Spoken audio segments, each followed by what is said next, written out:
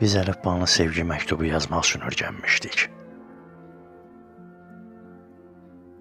Bunu 3-cü sinifdə oxuyarkən anladım. Dəftərimdən qopardığım vərəqdə 2 söz yazmışdım. Sənin adın, üstə gəl, mənim adım.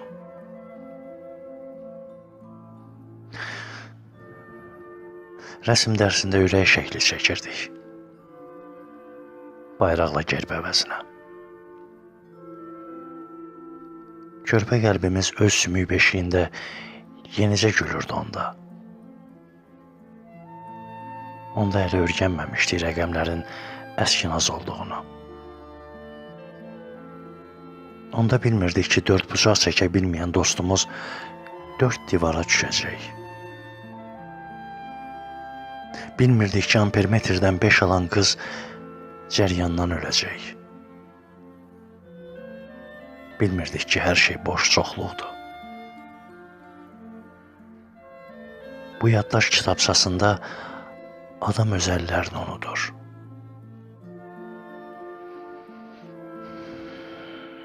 Yaxın otur. Biraz etiraf edəcəm.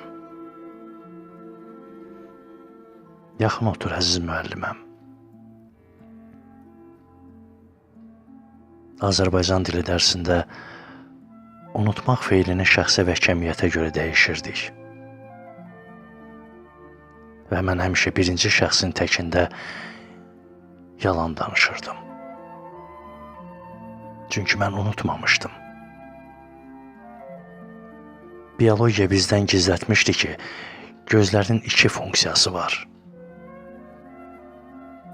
Ağlamaq və danışmaq. Əslində ürəyin diliymiş baxışlar. Onda tarix Turqut Özal deyildi, George Bush deyildi. Onda hələ əkiz qüllələr başını aşağı salmamışdı. Onda əkiz qüllələrin başı göyə dəyirdi. Fizikada Çin işgəncəsi idi.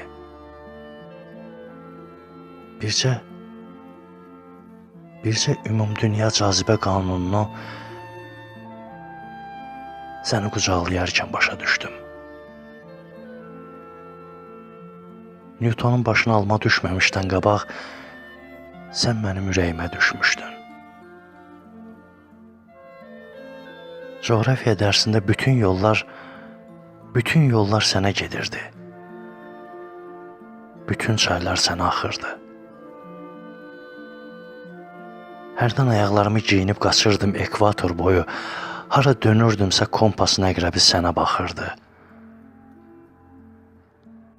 Qlobusu qucaqlayan paralellər tək səni qucaqlamışdı bu qollar.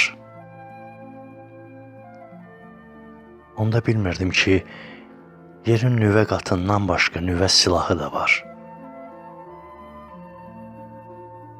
Əziz müəlliməm, indi həyat dərsindən kəsir imtahanına gəlmişəm.